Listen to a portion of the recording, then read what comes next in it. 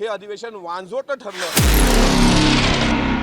हिवाळी अधिवेशनाच्या दुसऱ्या आठवड्यातला शेवटच्या अंतिम दिवसातला एक दिवस आहे। उद्यापर्यंत हे अधिवेशन चालेल आणि कदाचित उद्या सायंकाळी अधिवेशनाचं सूप वाजणार। मात्र नागपूर करारानुसार विदर्भामध्ये होऊ घातलेल्या या अधिवेशनातून शेतकऱ्यांना काय मिळालं, विदर्भाच्या कुठल्या प्रश्नांवर चर्चा झाली। महाराष्ट्र हा सर्वात मोठा कापूस उत्पादक भाग आहे, राज्य आहे। त्यामध्ये विदर्भ हे सर्वात जास्त कापूस पिकवणारं राज्य आहे। तर कापूस उत्पादक शेतकऱ्यांच्या बाबतीत वरिष्ठ सभागृहामध्ये किंवा खालच्या सभागृहामध्ये गेल्या 10 दिवसात एक चकार शब्दही निघालेला नाही। याबद्दल मी खेद व्यक्त करतो। आणि 260च्या प्रस्तावावर ज्यावेळेस विदर्भाच्या शेतकऱ्यांच्या बाबतीत चर्चा व्हावी अशी विनंती आम्ही सभागृहाला केली, त्यावेळेस आज सुद्धा वेळ काढूपणा सरकारचा दिसते आहे।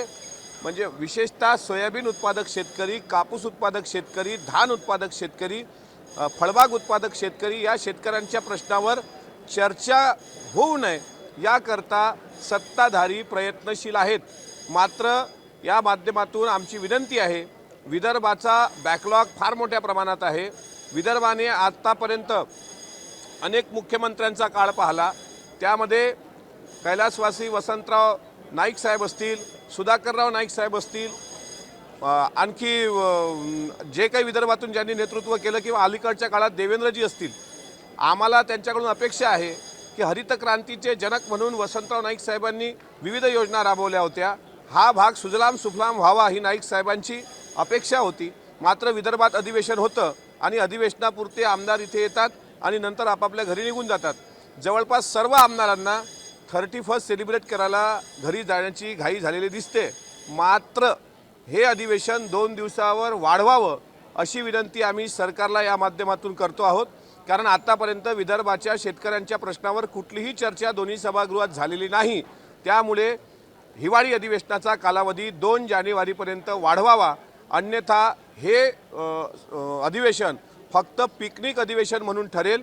त्या पलीकडे या अधिवेशनातून शेतकऱ्यांच्या हाती काही लागणार नाही। दुसरं असं, उद्याचा शेवटचा दिवस असल्यामुळे सरकार पॅकेज घोषित करण्याची शक्यता आहे।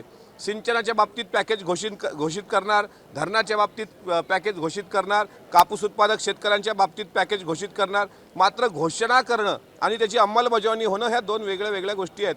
त्यामुळे या सरकारला वेळ काढायचा आहे। मी परत एकदा महाराष्ट्राचे मुख्यमंत्री यांना विनंती करतो आणि उपमुख्यमंत्र्यांना पण विनंती करतो, कारण उपमुख्यमंत्र्यांच्या स्तुतीच फक्त 260च्या प्रस्तावात आम्हाला सत्ताधाऱ्यांकडून दिसल्या की त्यांनी एवढे लाखाचे प्रोजेक्ट आणले, त्यांनी इतके समृद्धी महामार्ग आणले, त्यांनी मिहानचा प्रकल्प आणला, पण नवीन उद्योग महाराष्ट्रात काय येत नाहीत यावर कोणी बोलायला तयार नाही।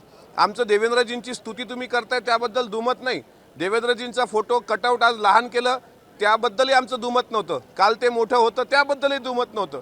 पण आमचं दुमत याबद्दल आहे की निदान शेतकऱ्यांच्या प्रश्नावर चर्चा झाली पाहिजे। आता आमचा देवेंद्रजींना पण प्रश्न आहे की तुम्ही सत्तेत आल्यानंतर मुंबईचे का होता? एकीकाळी तुम्ही भीष्म प्रतिज्ञा केली होती की वेगळा विदर्भ झाल्याशिवाय मी लग्नच करणार नाही, ही देवेंद्रजींची भूमिका होती। आज वेगळ्या विदर्भाची मागणी लोक उगीच करत नाही आहेत। विदर्भाच्या भरोश्यावर हा जग पोचले, हे देश पोचले जाते। इथे विदर्भामध्ये विद्युत निर्मिती मोठ्या प्रमाणात होते। विदर्भातल्या शेतकऱ्यांमुळे आमच्यासारख्यांच्या अंगावर हे पांढरे कपडे दिसत आहेत तुम्हाला। त्याच्यामुळे विदर्भाचं अधिवेशन 2 दिवस देवेंद्रजी आणि एकनाथ शिंदे साहेबांनी वाढवावं आणि अधिवेशनाचा कालावधी 2 जानेवारीपर्यंत निश्चित करावा, ही मागणी मी या माध्यमातून करतोय।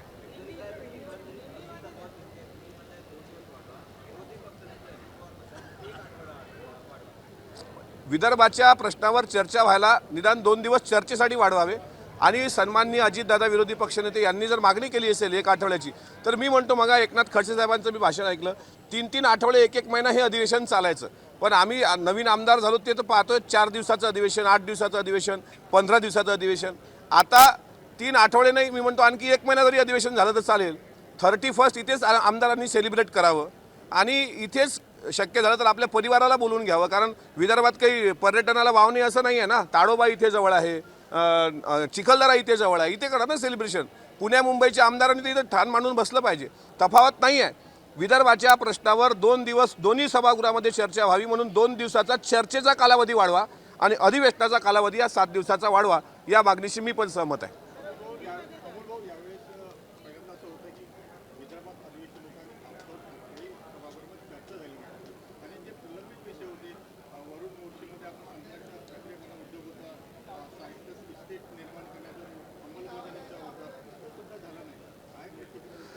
हे बघा, याचे मला पण खंत वाटते. मी कापूस उत्पादक शेतकऱ्यांपैकी एक शेतकरी आहे. आज कापसाला भाव काय साहेब? 7,000 रुपये क्विंटल कपाशीला भाव आहे. मागच्या सरकारच्या काळात 14,000 रुपये 15,000 रुपये क्विंटल कपाशीला भाव देण्याचा प्रामाणिक प्रयत्न उद्धव ठाकरे साहेब आणि अजितदादांनी केला होता.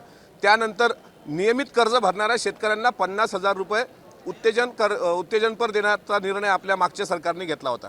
सरकार कुठले असं आमची मागणी अशी आहे की 7,000 रुपये क्विंटलच्या दरामध्ये शेतकऱ्याला काय परवडणार? हेक्टरी 30,000 रुपये शेतकऱ्याला कपाशीला मागं खर्च आहे. सोयाबीन उत्पादक शेतकऱ्याला 30,000 रुपये खर्च आहे. आमची मागणी एवढीच आहे की तुम्ही समृद्धी महामार्ग केले ना, त्याबद्दल आमचा विकासाला विरोध नाहीच आहे, पण निदान शेतकऱ्यांच्या बाबतीत या सूतगिरण्या बंद आहेत, त्या सूतगिरण्या तर सुरू करा. विणकर इथे मोठ्या प्रमाणात होते, ते आज बंद झालेले आहेत. फळबाग उद्योग मोठ्या प्रमाणात होता, तो बंद झालेला आहे. त्यामुळं या दोन्ही सभागृहामध्ये मागच्या 8 दिवसात 10 दिवसामध्ये एकही शब्द कापूस उत्पादक शेतकऱ्यांबाबत न निघणं ही फार मोठी खंत आहे. देवेंद्रजी या विदर्भाचे आहेत, त्यांची स्तुती त्यांच्या पक्षातले सर्वच आमदार करत असतात. त्यांनाही आमचं म्हणणं आहे की देवेंद्रजी, तुम्ही विदर्भाचे पुत्र आहात. वेगळा विदर्भ होणार की नाही होणार याबद्दल मी सांगू शकत नाही, पण वेगळा विदर्भ करण्यामागची किंवा मागण्यामागची विदर्भवासियांची जी भूमिका आहे त्याचं कारणच असं आहे की इथे बघा, कॉटन बेल्ट असताना सुद्धा इथे टेक्स्टाईल हब उभे करता आले नाहीत आपल्याला. भाऊसाहेब फुंडकरांचं ते स्वप्न होतं, पण टेक्स्टाईल हब उभं करता आले नाहीत. आणि पश्चिम महाराष्ट्रामध्ये कापूस उत्पादक शेतकरी नसताना सुद्धा तिथे टेक्स्टाईल उभे झालेत, तिथे खादी निर्माण होते आहे, तिथे म्हणजे याला वाव मिळाला. इथलं अर्थकारण मोडलंय ना, विदर्भाचं अर्थकारण कोलॅप्स झालंय. आमच्याकडे तीर्थक्षेत्र नाही आहेत का?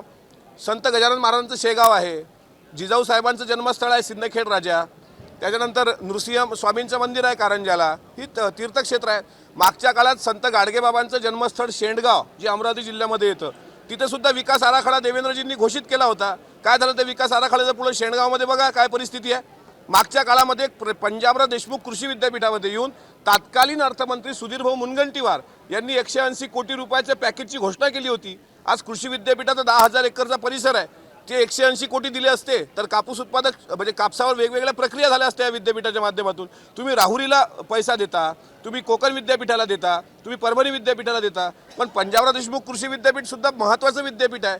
त्यामुळे इथल्या शेतकऱ्यांचा सर्वात महत्त्वाचा प्रश्न आहे. दोन्ही दिवस कापसावर चर्चा झाली नाही, त्यामुळे विदर्भाच्या शेतकऱ्यांच्या बाबतीत चर्चा व्हायला 2 दिवसाची चर्चा वाढवावी आणि अधिवेशनाचा कालावधी 7 ते 8 दिवसाचा वाढवावा. बस मराठी भी हो गया. मैं इसीलिए बोलने के लिए आया था. स्पेशल लेंगे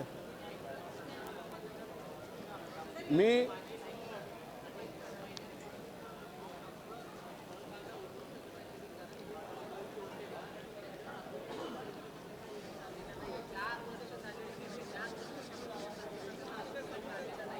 मोर्शी आणि वरुड भागामध्ये देवेंद्रजींनीच मोठा वाजागाजा करून तिथे संत्र्यापासून म्हणजे संत्रा उत्पादक शेतकऱ्यांसाठी एक फॅक्टरी आणली होती. वाजागाजा झाला, उद्घाटन झालं, आता काय आहे तिथे? आता हेच म्हणतात की ते नांदेडला गेलाय तो प्रोजेक्ट. प्रश्न असा आहे की 6 वर्ष लागतात साहेब, फळबाग उभी करायला 6 वर्ष लागतात. आज कोळशीचा प्रादुर्भाव झाला, काळ्या माशीनी संत्रा पोखरला, संत्री काळी पडली, आपला संत्रा बांगलादेशपर्यंत जात होता, बांगलादेशाने आयात बंद केली, त्याच्यामुळे हा संत्रा कोणी घ्यायला तयार नाही. आणि फळबाग उद्ध्वस्त नाही करणार शेतकरी तर काय करणार? शेतकऱ्याच्या आत्महत्येची कारणं शोधा ना. शेतकरी आत्महत्या करतोय, सर्वच नेते येतात भाषणं देतात आत्महत्या थांबली पाहिजे, पण आत्महत्येची मीमांसा करा ना. मी आता दुपारी तुम्हाला भेटायला येणार, त्यावेळेस मी रामदेव बाबांनी कापसावर प्रक्रिया करून किती रुपये कमावले हे तुम्हाला सप्रमाण इथे दाखवणार आहे.